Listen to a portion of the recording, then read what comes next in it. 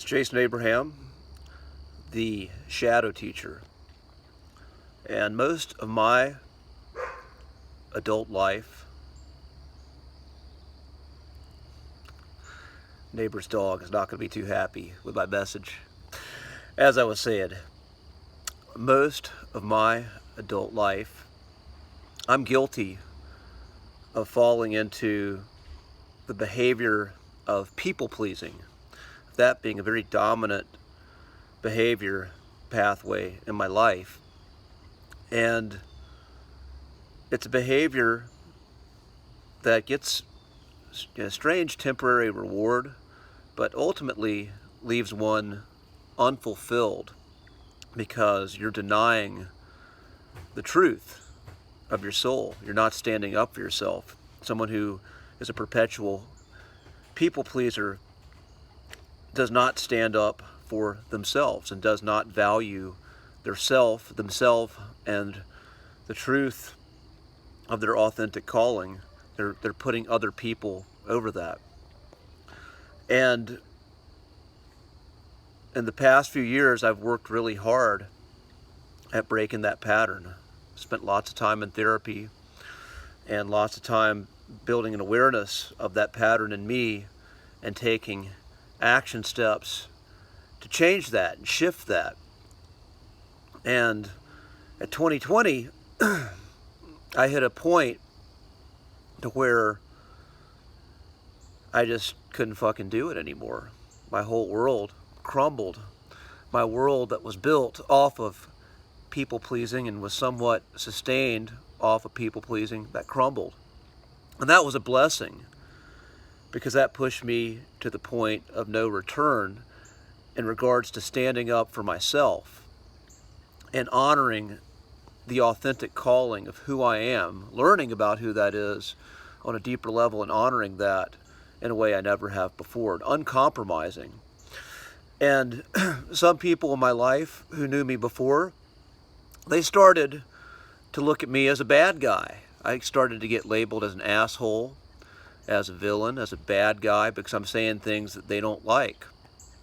And in 2020, we hit a point where the media outlets of the world were pushing narratives, and they were actually encouraging people-pleasing on a mass level, pushing this idea of signaling virtue by adapting certain narratives. If you adapt this narrative and signal that on social media and do it with a mask or whatever, you're considered a good person.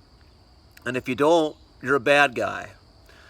And I stepped all the way in. I was all in on being the bad guy, and I still am. I do not give a shit what people think. If they want to call me a bad guy, if they want to label me a bad guy, because I'm standing up for something that I know is true, and I refuse to be manipulated and control, I will own that. I'd rather be alone and be the bad guy and stand up for myself than to be a slave to something that's just flat out wrong. And again, this behavior pattern continued into other personal regions of my life. In the past, if I would get friend zoned by a woman, a girl that I was interested in, I would do what they do in the movies, and I would just kind of be okay with that and hope that someday she would change her feelings. But this new version of me who honors my needs looks at being around someone who's attracted, or you're attracted to, but doesn't feel the same way. I look at that as torture, and I look at that as a great crime you're committing against your own soul. And this new me is willing to walk away and is willing to say, you know, I can't just do the friend thing. It's not okay with me. It's okay if you feel the way you do, but I can't do it. So I'm going to peace out. I'm done. And this new version of me values himself and values the needs of his heart over others. And I don't apologize for that.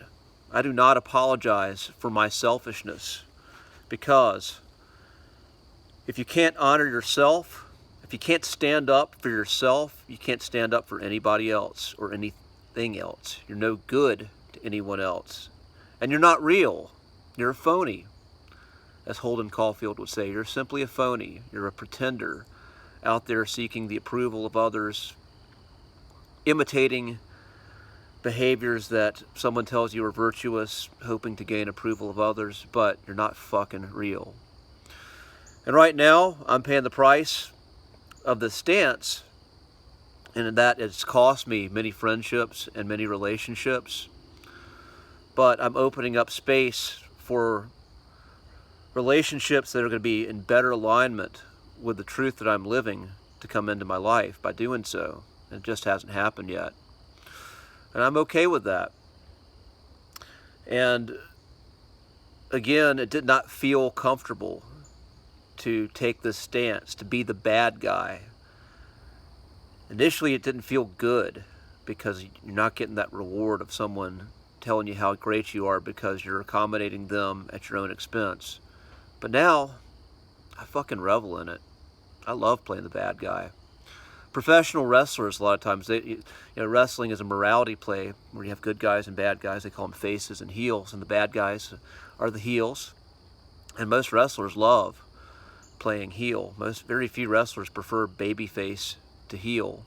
And the reason being is that heel, when you work heel, you're allowed a much wider range of expression. You're allowed to be creative, and you're allowed to speak authentically. Your job is not to pander to the crowd. In fact, it's the opposite. It's to put yourself over the crowd and piss them off. Put yourself over them and rub it in their face that you are more important than they are in such an obnoxious way that it makes them angry and they hate you. I always thought that would be a really fun job, to get the role of being a heel wrestler. And right now, I'm enjoying being a heel in real life, and it feels really fucking good. That being said, be well, my friends. I will see you on the other side.